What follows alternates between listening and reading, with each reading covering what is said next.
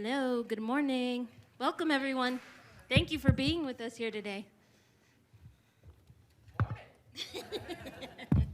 I know it's cold, but thank you. We appreciate you all coming to Black Community Initiatives, our Day of Racial Healing panel.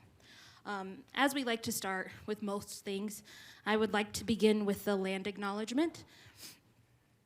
Denver is home to many different citizens of indigenous nations, and we recognize their enduring presence on this land by paying respects to their elders, both past and present.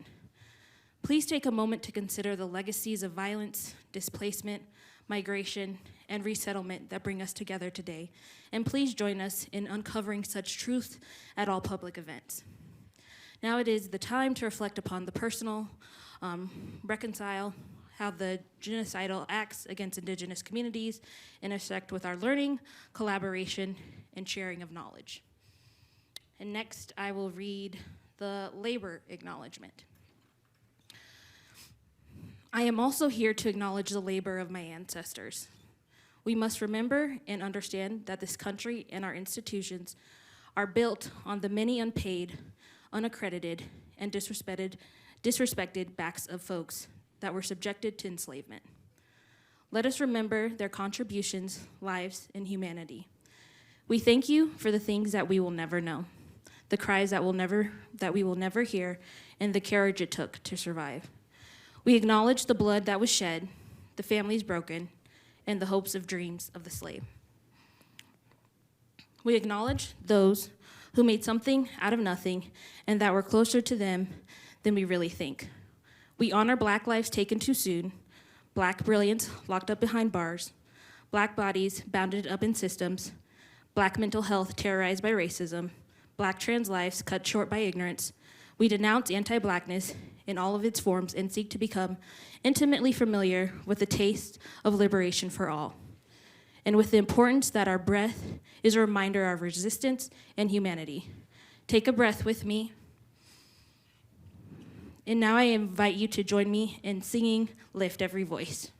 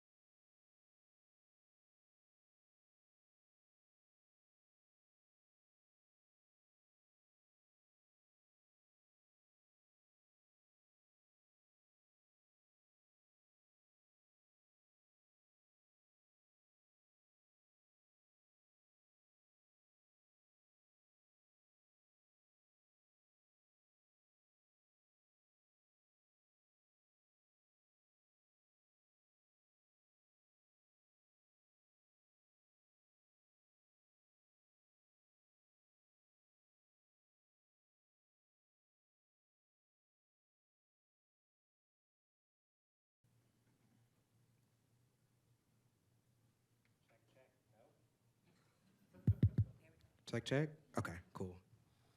This is the low mic, so I have to like really get into it. Good morning, everybody. Good morning. Afternoon, everybody. Good afternoon. So before we bring up our outstanding, phenomenal Vice Chancellor of DEI, I want to just take a grounding. We, as a BCI staff, we are just trying to deal with the code this morning and kind of keep rolling with the punches. So I want to come up as transparent as possible and say, like, thank y'all for the grace. I saw y'all building community. Totally intentional. Absolutely. So I would like everybody to take a breath with me. In, out. One more, in, out. I want to welcome you to this BCI space. And in this BCI space, this room has a lot of events that happen during the time, but we really want to invite you all to be as present and engage with us as possible. In this space, you get to bring everything, right? You get to bring, if you had a bad morning, if your car didn't start this morning, if, your mama got on your nerves, if whatever happens, I want you to bring you into this space. Because if we're going to have these critical conversations, we need to have them with our entire selves, right? Places like these teach us to compartmentalize. And in BCI spaces, we get to bring in our whole selves. So we're going to be doing some questions and maybe some breakouts as time allows. But I want to introduce a few of our concepts here in BCI space. So let's see who has been to some BCI programming. I go. Amen. I go. Amen. I go. Amen. I go is the call of the teacher, educator, elder trying to get your attention. It comes from West Africa, a part of the Akan language. Ame means you have my attention. I immediately stop what I'm doing and I give you my attention. What I love about it is that there's a cadence, right? There's a rhythm, right? So if I say, I go, you say, and you reflect it back to me, right? So if I say, I go, and if I say, I go, I also know it's Tuesday morning after a holiday, but can we get a little louder? Just a little more energy. It's going to be a conversational panel, but like we need to feed off of you all. So, I go. Amen. Thank you. All right, so now we are going to bring up Dr. Witt to give a welcome on behalf of the Division of DEI. Thank you. Hello, everybody. Let's get that energy flowing, as John was talking about, because we do want this to be interactive. We want you all to walk away feeling like you've gotten something out of this. When we think of the day after the National Martin Luther King holiday, across the country, within many institutions, this has come to be known as a National Day of Racial Healing. And one of the reasons for that is very similar to the way in which we approach the Martin Luther King holiday here at DU. We really look at that as a space to really have a charge for the year, as opposed to saying, well, I painted a jungle gym, I'm done for the year. That type of service is cool, but we really want to think about the ways in which we're going to engage on justice, the ways in which we're going to persist for justice, the ways in which we're going to look at each other and see what each of us needs, both individually as well as collectively. So I'm very, very appreciative to John and Lexus and the rest of the team that helped put this together. I'm appreciative to the folks who are running the AV back there, and I'm particularly appreciative to the wonderful panel that we'll have today. But let us not move into all of this greatness and this appreciation without taking a moment to really appreciate Dr. Martin Luther King Jr. and remembering the sacrifices that he made.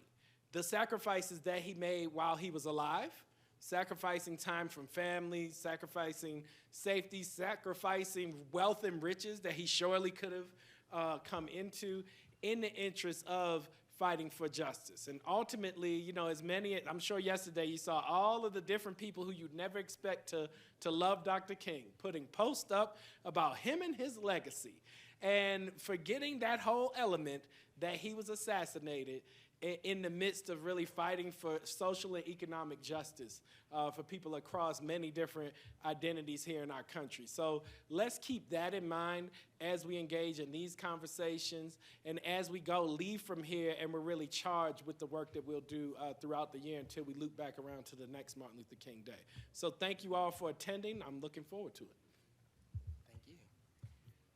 All right, so another thing that we will do in this BCI space is sharing energy, right? So typically, when you clap for somebody, what do? You just, everybody's kind of on their own accord. This is gonna be a little different. We're gonna really clap in community with each other. So I'm gonna demonstrate, wait to the end. I know there's like a false ending. And then we'll do it all together.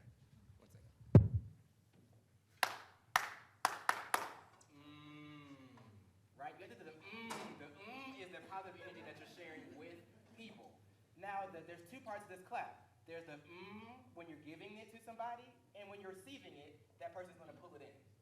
Cool?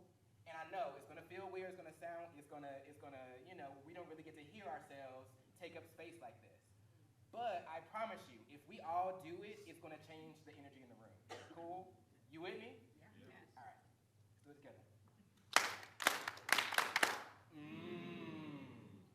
Okay, do it one more time, then we'll bring it in.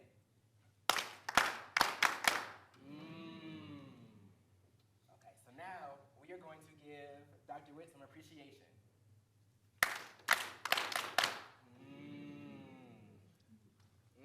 Our were a little light, but we'll get some more opportunity. So as I invite the panelists up to the front, I'm just gonna say a little bit. We're gonna skip that. So as we can get the panelists up to the front, I'm just going to say a little bit and read a little bit about one of Dr. King's last speech, if not his last official speech before he was murdered. And this comes from Remaining Awake Through a Great Revolution, March 31st, 1968. There comes a time where one must take the position that is neither safe, nor politic, nor popular. But he must do it because conscience tells him it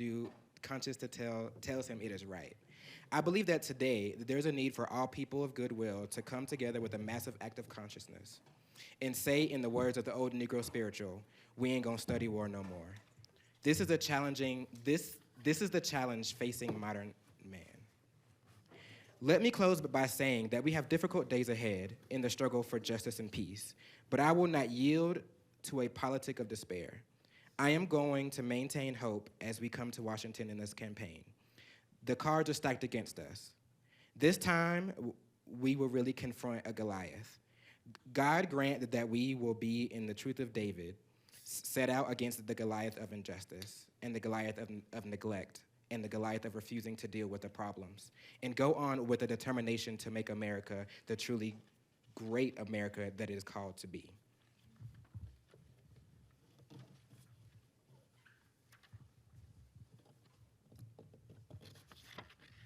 And then lastly, I want to recognize this national celebration of the Day of Racial Healing. And it really just has some common tenets that we affirm the value of all people, that we create a culture of belonging, that what we do here deepens the understanding of our differences and opportunities and burdens and needs.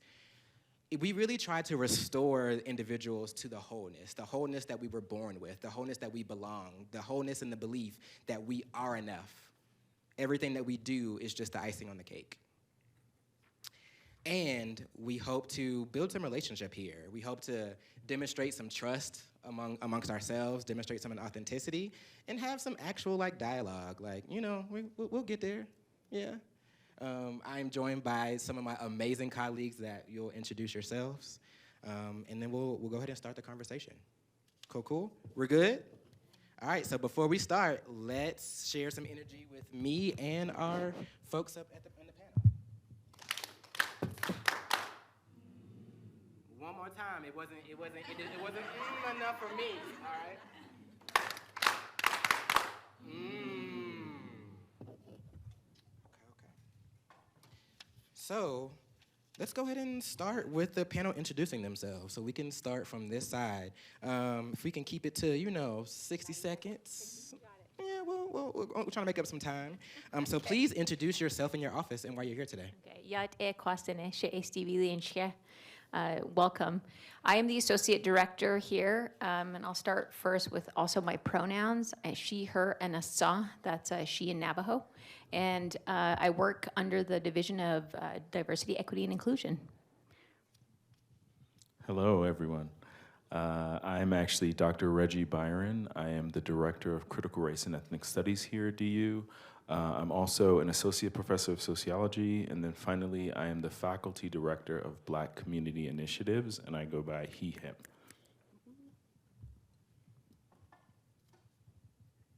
Hello. Hi, I'm Kristen Deal. I'm an Assistant Vice Chancellor in DEI here at DU, and every so often I get a moonlight as a adjunct faculty member in the Mortgage College of Education. Hi, everyone. My name is Dr. Christoph Kissoon, pronouns he, him. I'm the Assistant Director of Social Justice Education within the Dean of Students. Cool. So before we start with the first question, I want to also invoke another BCI space principle in that we get to give feedback, right? Typically in panels like this, we're all silent, we're all straight-backed. But if anybody has been to uniquely black space, uniquely diasporic space, we understand that, there may be some ancestral grunts, there may be some agreements, there may be some snaps, some claps. So if somebody says something that resonates with you, feel free to respond out loud, right? We get to take up space in different kind of ways here. So, and this question is for anybody. How do you define racial healing? Do you think that it's possible? And if so, what would it look, sound, and feel like for you?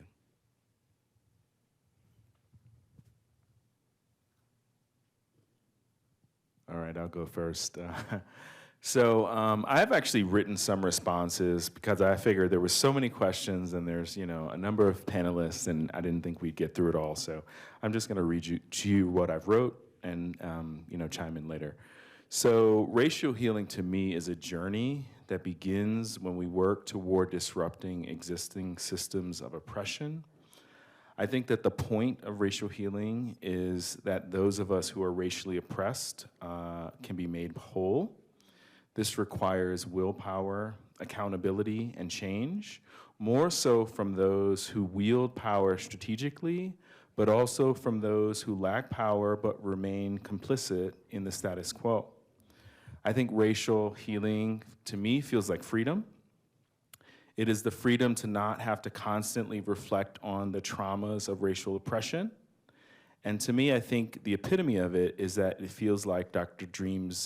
King's dream realized. Thank you. Thank you, Dr. Byron. I'd like to go next. For me, I really resonated with the feeling. The feeling of freedom granted, expand on that, is the freedom of choice. The freedom to choose, the fact that I can, attend a university or not attend a university, the choice of getting up, the choice of having to, the ability to drive or not drive, right? All the basics that we often take for granted. I also think that the racial healing for me, I want to expand upon that in terms of being Native and Indigenous. It's also a form of understanding that there is race and there's also indigeneity, which includes a political status, and oftentimes that gets overlooked within that racial context. So when we're racializing things, we also have to kind of think through what that means for all marginalized groups, particularly that political identity. Me being Native, I'm also affiliated with a sovereign nation within what is known as the U.S. Empire. So again, just kind of extending that thought about what that means, and I'll talk later about some of the implications regarding that.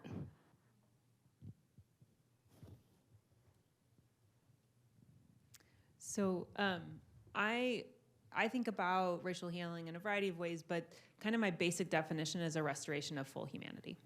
And the thought there really, for me, comes into a space of taking the boundaries off of a timeline, right? It's not about right now. It's about the work of justice. It's about the deconstruction of the past, of understanding kind of how the past continues to live on and continues to deconstruct humans. And in that sense, privilege other humans, right? And so for me, when I think about racial healing, I think about it as a removal of the bounds of the timeline and thinking about what does our past teach our present, teach our future, and what might our future teach our past, and how we dive into our past and rethink about it. And so when I kind of sat with this question around what does it feel like, look like, hope like, for me, it's the ability to reconstruct something that is whole, that has never been whole before in my lifetime, and what that possibility might be, what that kind of vision of full restoration may be. It's hard because I don't actually have a lot of words to describe it. Can you think about what have you experienced where the wholeness of your personhood is witnessed and heard and seen and felt? That's racial healing for me. That moment, that time, that space where you get to exist in the wholeness of your body, and it's treasured, it's cherished as it is. So for me, when I think of racial healing, which is a very big, squishy, abstract thing for a lot of us, I come from a very constructivist background. That's kind of the big framework that I operate from. And when you think in terms of the social construction of even language, right, we have arbitrarily assigned value to certain social identities over others, right? If you think of racism or racial inequality, that does not exist in nature. That is something that we have invented through language and through norms and customs and traditions, which means that if it's all in our head, we can always change our mind. I think that's where it gets exciting, right? How can we sort of imagine a new world that we place value or distribute value in a different way, right? Where we place the same value on white folk as black folk, as indigenous folk, and then as queer folk, disabled folk, and so it goes. So for me, the first part of racial healing is to honestly fantasize, right? Is for us to take a step back from this current reality that many of us take for granted, that take as the objective truth, and think about how can we reconfigure these rules to create a new world. I think once we figure out the dream, then we can figure out how to implement it, right? Because at this point, I think until we all buy into a new shared collective dream, racial healing will probably still keep going at a very slow pace. Thank you. So before I move to the next question, I would like to ask permission if I can use everybody's first name as we're, yep, okay. I have to acknowledge that the labor that each one of them has earned their doctorate, so I want to recognize that, but also, you know, keep it light, keep it here. So particularly in the spirit of Dr. King and his centering of hope, we're in a pretty bleak time. I think a lot of us are feeling it from global events that are happening, from wars, from things that have been happening for generations. And as people who engage in this kind of racial work on a daily basis, I know myself, it gets a little hard sometimes to even see the hope in front of me. So how do you maintain hope to continue this work?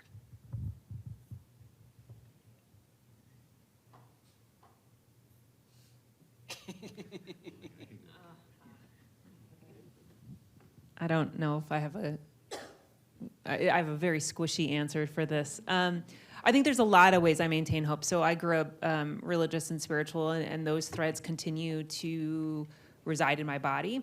I have rewritten them. I've had the great opportunity to engage with community that has rewritten them, a very multi-racial community that has helped me kind of re-sense that sense-making that I grew up in. So I think I have a lot of hope in those spaces. Beyond that, I have a lot of hope in the ability to exist in and work in kind of a multi-generational space. And watching students and faculty and staff make sense of themselves and each other every day as we work through all of our own socializations. And so I find a lot of hope in the pushback and in the tension and in the struggle And then in the renegotiating of those things and the renegotiating of our personhoods every day, I have the great opportunity to work with faculty and staff. Often it'll be like, so a student said this to me, and I don't even know what to do with that. And we'll start with the deconstruction. Well, what does that mean to you, and where did you come from? Where did that understanding come from? And these great moments of insight and kind of restored embodiment that I get to sit with faculty and staff as they make sense of what are the students asking of them? How are the students requesting for their humanity and their learning and their differential learnings to be engaged and to be situated in the classroom as locations of interest, as locations of insight. And so for me, I find a lot of hope actually in the work that I get to do. Even I think, as John said, sometimes our work in DEI can feel kind of in tension always. That tension, I think, is a really productive space where we have the ability to kind of witness the lifespan of thinking, and in that there's a lot of possibility. Yeah, one more response. Hello. I primarily find hope in community, in the fact that even all of us here today are here for probably similar reasons, right, to fight the good fight. I also find hope in youth.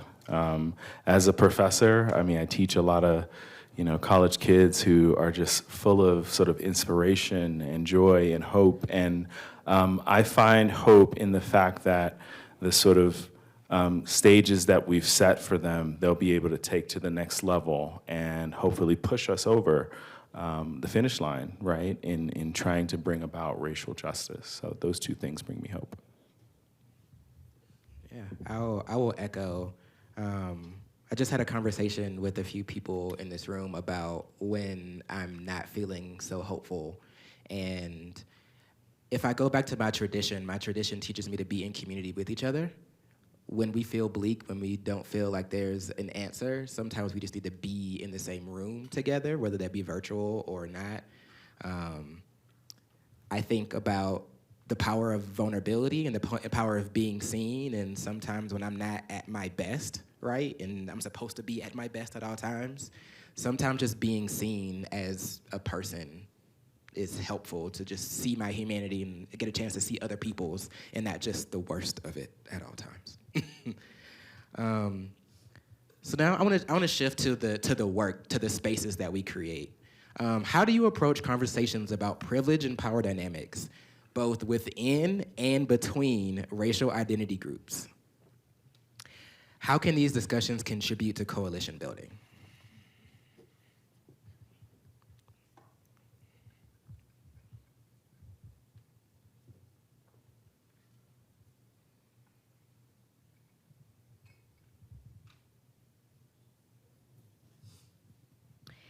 I'll start us off. So I really have been thinking about the idea around, what the privilege aspect of even my own job and my own positionality within the university here. For me, it goes back to really understanding who I am as an individual, right? Starting from self out. So really understanding my own history, who are my people? What community claims me? And for some it could be culturally tied. For others, it could be a group that, you engage with on a daily basis or you've just met, right? It really doesn't always have to be deep and ancestral. But for some, I think it's important to understand your past. It's also important to understand your present and your community. To expand, though, a little bit beyond that communal aspect of things, within my work as Native American and Indigenous initiatives that I conduct, I work a lot with our students, undergrad, graduate students. I also work with faculty and staff to really try and promote and center DU's history. And so I think that that's a place and a start for all of us to be able to engage in. And it's a violent history. And it very much impacts all of us presently today. as we're here, including myself, right? So then we then think about the future and think about how then we steward our present today to be able to then engage for those that will be the descendants. And so I wanted to share just a quote by Bray Boy. It talks about this concept around nation building. You referred to coalition building. I just wanted to add nation building, somewhat of a similar concept in that we can think through just another way of reimagining what that means. And so he says, for me, nation building is a forward-facing effort, rooted in hope and possibilities. It is linked to the past, but driven by the prospect of what might be. And he says, I have come to think of this as guided by a basic belief. I am responsible to my ancestors and responsible for my descendants. My responsibilities to my ancestors are to continue their teachings and what they have started for us and whatever work we do. My responsibilities for my descendants are to serve as a steward who will do his or her best to create better, easier, more stable conditions for their success. So I think for me, that piece of contributing really engages within us first and then outwardly. So I'll pause there. I'm gonna ask Christophe a drilled down version of the question. Particularly in your role, what role does empathy and civil discourse and kind of active listening play in your approach to racial coalition building? So in my role, I primarily train students, so that is the population that I work with. And then when you think about the demographics at DU, the majority of students that I train on social justice come from majoritized backgrounds who may not necessarily want to engage in those conversations, right? So for me, it's really been about meeting them where they are. What are some ways that I can connect with them based on shared cultural values, or even if it's things like media, right? I'm trying to do more work around Harry Potter and Disney and just trying to find inroads where I can take things that we all care about and use those to jump into a more complex, nuanced conversation, right? You sort of have to try to make people feel comfortable in the space before they're not as defensive, right? Where they can be vulnerable to share their experiences, but also be open to other people's experiences. But there's a line I walk because I'm constantly wondering, to what extent am I coddling them, right? At one point, are you sort of just telling them what they want to hear or making them feel like the situation is not as severe as it is? One day, I might figure out the answer to that question, and I will share with you all where the line is. But it's something that I'm constantly thinking about. I just wanted to mention intersectionality as well, because this is something I've noticed at DU, where we do have minoritized students, but they belong to so many different social identity categories, right? Students who identify as queer also come from racially minoritized backgrounds, right? And may have disabilities, right? And all of those pieces. So no matter what group you're part of, if it's a minoritized group or majoritized group, we all have some aspects of privilege, right? And I think when we begin to do that work of identifying, in this situation, which privileges do I have? How can I leverage those to advance social justice? That may be a different set of privileges you call upon in another situation, right? I was giving a training this morning on microaggression, and I was reflecting on I was an international student, but I was born in a former British colony. So very early in my life, I was speaking standard English. Many of my peers who were international students, maybe from China and Korea, they did not grow up with their first language as English, and they had struggles with the American school system that I didn't have. Many of them had to take jobs in facilities, janitorial work, whereas I was working in marketing and communications because of my English, right? So that's something I try to think about all the time. Which privileges do I have in this situation? What barriers am I facing in this situation? And then you sort of try to pivot as much as you can. Thank you. Is there anybody else who would like to share? How do you approach the conversation of just engaging with power and privilege in this complex setting? Yeah, I'll share. So as a sociologist, one of the things that I automatically do is try to go back to the empirical literature, right? And I do this in class, and I do this with people who are not my students. Because I think one of the things that it does is it sort of shows us the larger system that we're operating within, and it sort of moves us from a level of individual blame to systemic blame. And I think that once we do that, people are probably a little bit more open because we realize we're all in the same boat, right? 99% of us are in the same boat. We are, differently subjected to oppression, but nonetheless, we're all subjected to some forms of oppression. And so once we realize that it's systemic, then we probably are going to be more likely to join coalitions to try to fight that system. I agree.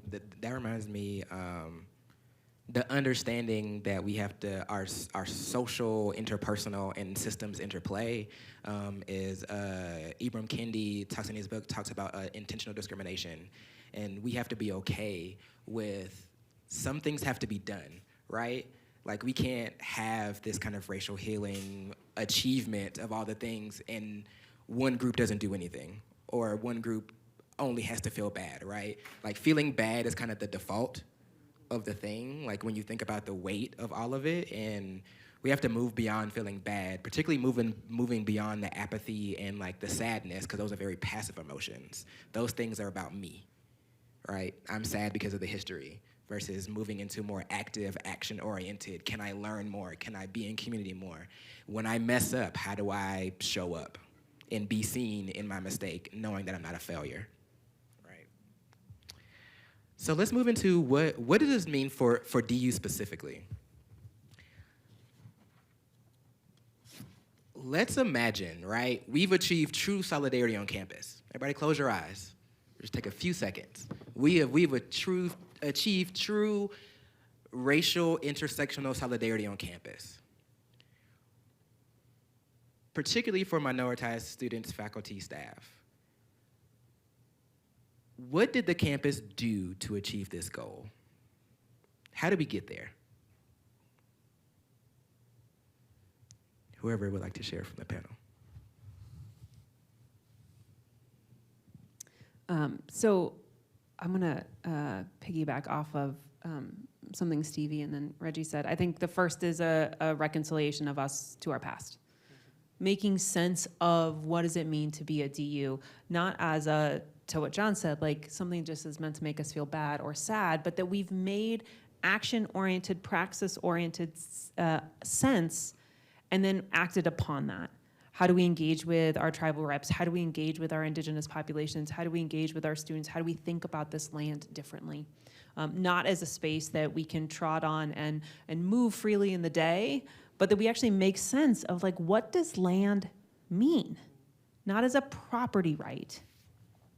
In terms of kind of whiteness as property as part of CRT, but as an embodied space that we have the chance to live in together. Right, the restoration of community. So that would be my first thing, is that we make sense of and then act upon our past as a way of reconciling ourselves to this space, as individuals and as a system.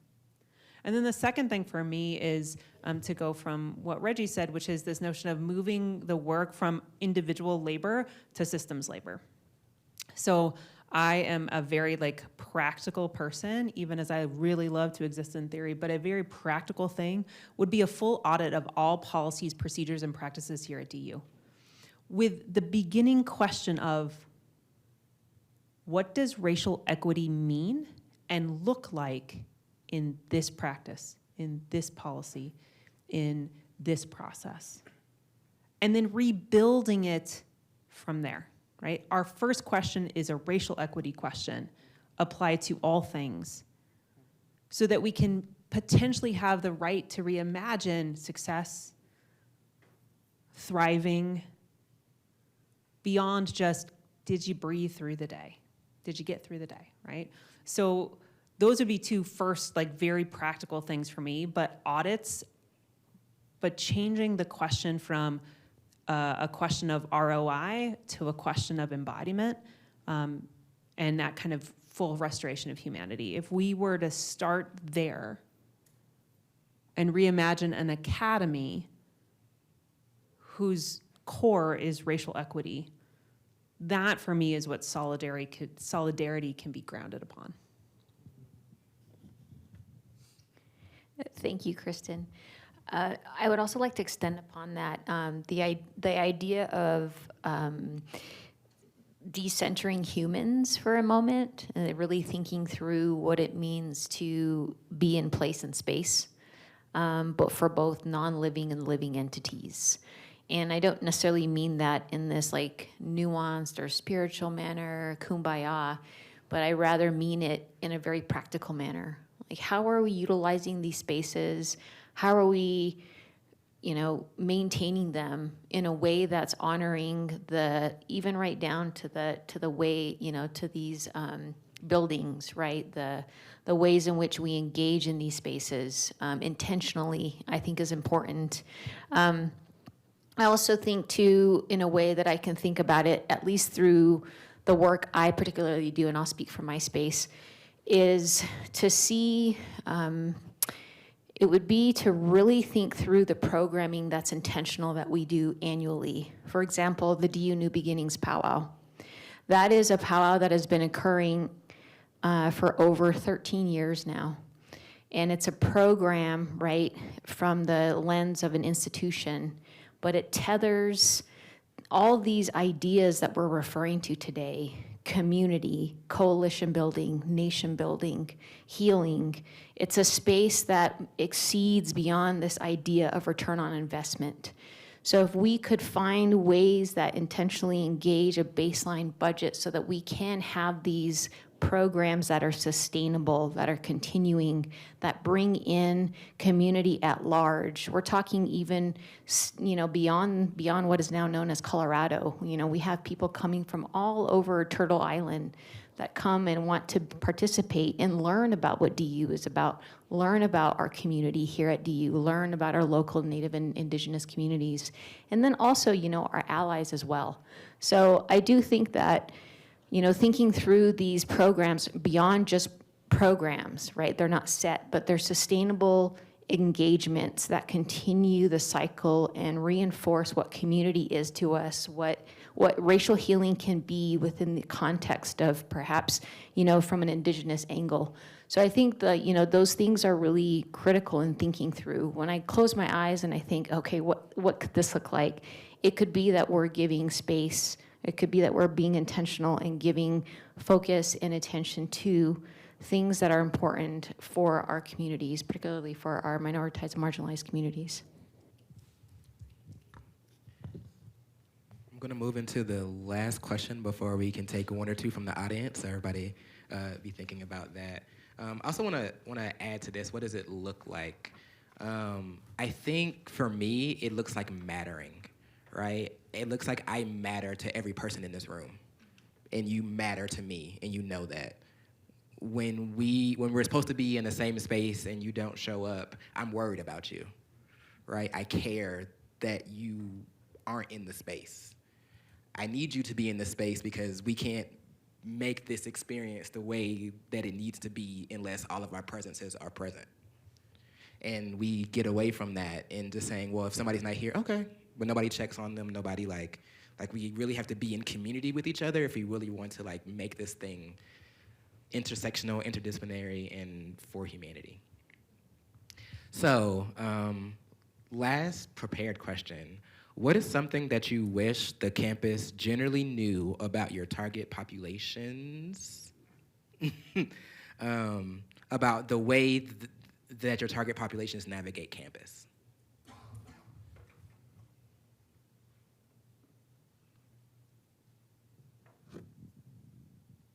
So for many years, I've had the chance to work with faculty from across campus as they navigate creating inclusive classrooms, as they navigate their own kind of embodied space within a really toxic world, in particular our national climate. I wish people knew that faculty were human. Like, I think about it all the time, right? We exist in these spaces, and I did too as a student, that the faculty member is in the classroom, and they're the orator, and they're the bastion of knowledge, and they're just gonna provide you with information in a banking system of education, and then you are free to go as a student or staff or whomever's in the class. And more times than I could count, I have faculty who are in my office just being like, it was a real tough class, and I just wish that they knew I was human, right?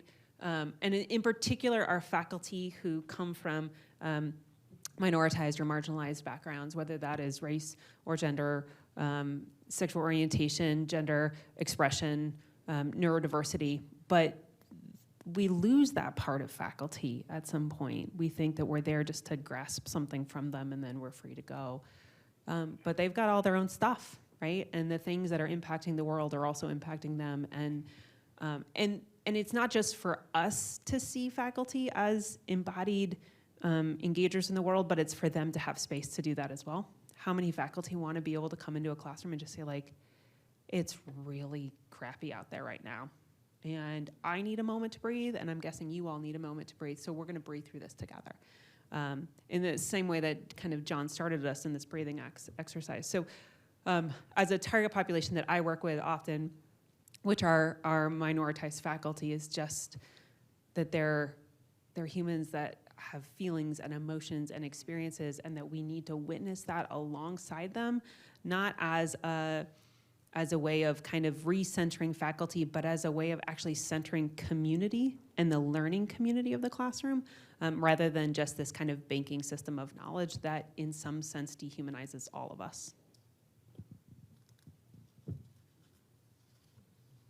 I'll just add something on the student side that I notice a lot. I think, and I don't think this is specific to the U, I think many institutions of higher education function like this, but a lot of the times the social justice work tends to fall on minoritized students when there just is insufficient funding to create more resources at the staff and faculty level. And I was one of those students, right, in my undergrad and grad days. I was the one constantly being called on to be in the photo shoot when they needed a person of color face. Or I was the one needing to put on international nights with a few $1,000s in a budget, right?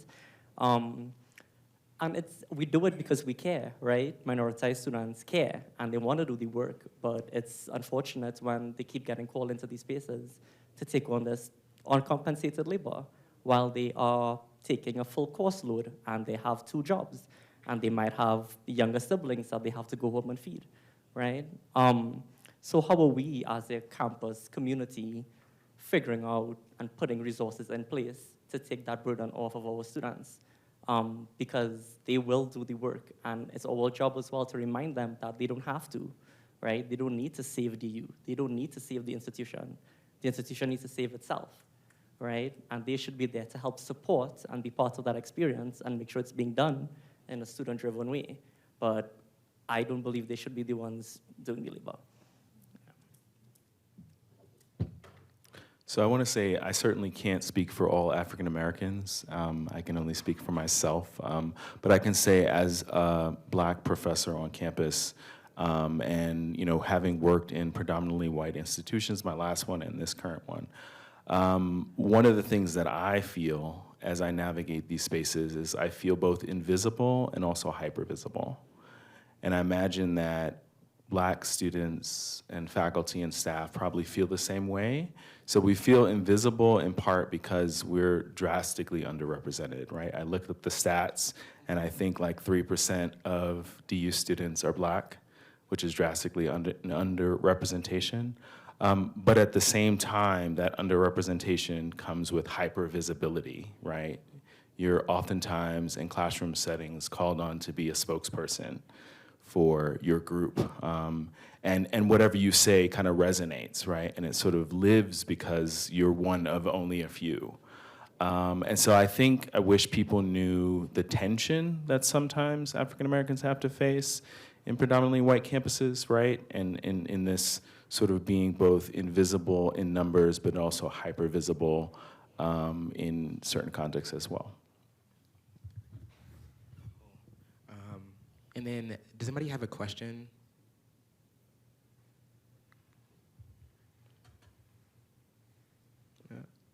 No. I have more prepared, so we're so to and Steve, you can answer this question too. I also answered the question in echo what Reggie said. I just want everybody to take a minute and think about all of your meetings this year, and think about how many times somebody has said, "Well, what about the black people?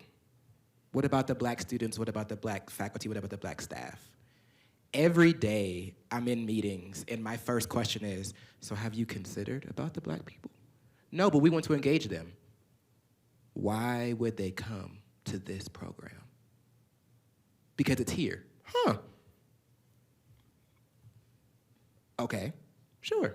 That's a reason. But like, if we're really gonna be tailored and being like, the amount of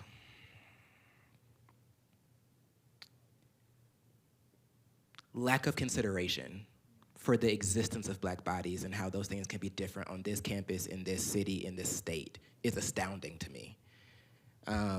Just thinking about your classes and like who is even present in those classes and how they even show up and how you interact with them and do you even speak?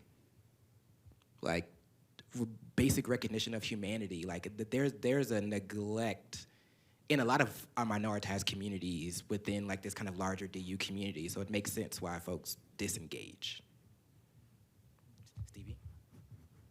Yeah, you wanna answer the question? Yeah. Something that you wish that the campus generally knew about your target population. First and foremost, the population I work and serve, I would say we're very intentional, and I would also say that the opportunities there to want to engage in a broader community is present. I think oftentimes, in particular our students, have tended to kind of be pigeonholed in this manner that, you know, they're only going to do, you know, Native and Indigenous stuff for Native and Indigenous populations, and that is not the case. They have pushed their level of criticality, and their ways of engagement are pushing the boundaries of wanting to embrace, talk about coalition building, right? Wanting to move and engage in other spaces, for example, physical spaces. So for example, we had the undergraduate Native Indigenous orientation takes place now in the Science and Engineering building. We've put up the teepee in different places on campus, you know, to honor the place and space, but also just to recognize that there are places and spaces, this is all shared. I think that our faculty, our staff, and our students do the majority of heavy lifting when it comes to Native and Indigenous initiatives. So when we use that term, or I use that term, if we were just to kind of pull that the target population I work with back, I don't think that we would even have Native Indigenous initiatives. And that's not to discount any of the allies and non-Native community members that, you know, I want to put forth all the work that each and every one of you who do come to things, and I want to discount that, but in solidarity. But outside of that, when we pull back our population, we would not have NAI. And I'm very fortunate enough to work with these students, faculty, and staff. So I just want to give them a shout out, and just so thankful each and every day that they choose to show up, that they choose to engage in the work that I continue to try and do. And also acknowledge the solidarity, though, that I do have with my DEI team. Whether or not we're physically present for things, I know that I feel like I have you know, people that are watching my back, that have my back. And I'm very thankful for that. So I'll pause there. So then, last question, think 45, 60 seconds. Would you like to leave us with anything? Any knowledge, wisdom, ideas, charges?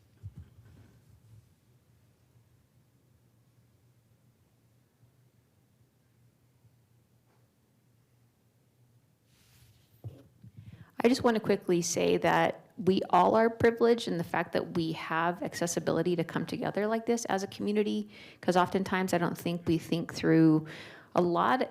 I mean, in terms of the literature I've read, in terms of what I've experienced, a lot of even marginalized communities don't have access and resources to be actually able to come together in community, in solidarity. So it's something to even consider when we do have these spaces to be able to do that. A lot of our marginalized communities are repurposed and intentionally split apart, even by freeways, by roads, lack of resources, cars, et cetera, to even be able to come together and have a meal. So I think this space, thank you so much for having this panel and having this space to bring us all together. I just want to add that, in thinking about the classes that I've taught, one of the things that I talk to my students a lot about is allyship. There's an excellent book by a UK scholar by the name of Sophie Williams, and it's called How to Be an Anti-Racist Ally or something like that, if you look it up. Basically, one of the things that I want to talk to predominantly the white people in the room and the white people at DU is that being a good ally doesn't just mean attending events. It means more than that. It means if you see someone is carrying a heavy load, you have to take some of that load onto you in order to be a good ally. There's a lot of really good resources out there to sort of think about how to actually become an effective ally, and I encourage you to consider those, right, rather than just thinking your presence is enough. So I'll ask you to think for a moment about what brought you here. Not here, like here, but like brought you to interest in these types of topics or these engagements. Maybe it's your own identities. Maybe it's someone who kind of brought you along the way. Maybe it was an incident. Maybe this is just the air you have breathed since you were born. My gut is, though, you didn't get here alone. So this work, whatever this work is, whether we're talking about specifically anti-Black racism and the dismantling of that to intersectional understandings of Black trans folk or whatever that is, it's your job to bring other people along because someone brought you along or some community fostered that in you, even if that's your embodiment. You had people who loved and cared for you and brought you here. And it is your job, as it is all of our job, to bring other folks with us. Not because it has to be, some large labor, but that's how we restore each other's humanity, is we build community and coalition spaces that remind each other that we're in the work together. DEI is not just in social justice education, and it's not just in the division of DEI, or it's not just in CRES, but it has to be all of us working together from our individual locations for forward movement.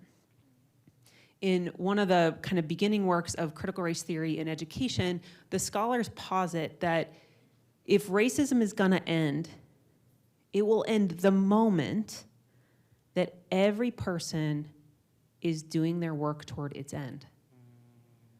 And so I guess where I wake up every morning is that I don't wanna be caught not doing my work for its end. Because if each of us are doing that, then we are hastening the possibility of the end of racism. I'll just add that racial healing work, any type of social justice work, I think it's easy for us to think about it as what are we fighting, right? We very much focus on we're trying to dismantle this, we're trying to deconstruct this thing that is bad, isn't working. And I think we also need to work on constructing at the same time, right? As we're deconstructing something bad, how are we constructing something new that's better?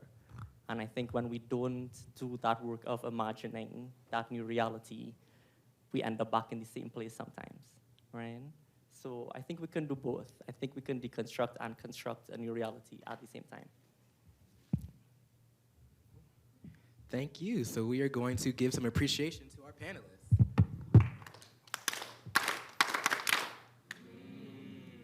One more time.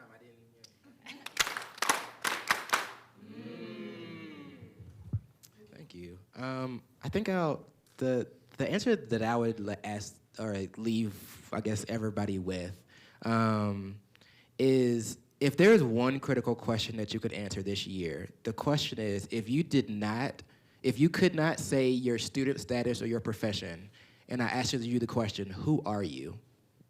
How would you answer? Right? Who are you? Whose are you? What impact do you want to make on the world? Because the who are you question is deep, right? It's every generation that has come before you. It's who you stand on the shoulders. It's who you brought in with you. It's who brought you when you didn't want to be brought, right? It's a lot of things. But if we really answer the question, who are you, then I'm not threatened by anybody else, right? And if anything, I can actually make space for more people because I know who I am. Cool. So I will close us out. I want to thank you again to our panelists. Thank you to all of our BCI team support staff. I think we're all just in the thing, so thank you. All the folks who are running the AV, who got the room together, who thought about coming, but either their kids are at the house because snow and all the things, so thank you as well. Then everybody who came to join us and just to share space and be in community and share this BCI space with us. Thank you. So, last things, if we have any food, definitely, hold on, don't look at my background, it's a lot. It's time to clean. So we have one more program this evening. It's called Breathing Together, and we are in partnership with the Urban Sanctuary, which is a local Black-owned yoga studio here, in which we are literally going to be breathing together. So about an hour-ish long around conversations around coalition building, about racial identity, and then really moving it into our bodies and not just in our minds. So we invite you to that at 5 o'clock today? 5:30? Yes. In DFRV in Damon in 195. The last thing I will give is our Black History announcement. Our call for programs for Black History Month is open, so if you have a program that you want to share, just go to our Black History Month page. It shares a little bit about how we're framing Black History Month, the upcoming events that we have, and then you'll be able to click on, wait, is it this one? Nope, call for programs. Yep, there's, and actually it's a submit your program. We are also offering consulting. So if you just want to talk to the BCI staff about how to think through a program, any kind of logistics or feedback, or one of the top questions I'm asking is, how is this about the diaspora, right? How is this for Black folks? How is this for non-Black folks? How are we constructing it so that it can be for everybody, but intentionally for everybody? So there's that as well. Any other, Lexus, Chris, Kristen? Cool, think we're good? All right, so if there's any food left, take it. We have to-go plates. The food comes from Saucy's, which is a Black-owned business just located off the corner of campus. I still don't know the streets. I just hit my year, but yeah. What street is this? Evans and University. So they're amazing, they're dope. If you want to work with them as well, we have their contact information. So I will leave you with 2 proverbs. Folks who know me know that I love a good proverb. So one that I will leave you with is, it is not taboo to go back and fetch that which you have forgotten. Sankofa. It is not taboo to go back and fetch that which you have forgotten. And the last one is, I pointed to you the moon and the stars, and yet you only saw the tip of my finger. I pointed to you the moon and the stars, and yet you only saw the tip of my finger. If nobody said it today, I love you, protect your magic, and hopefully have a good rest of the day, warm if possible. All right.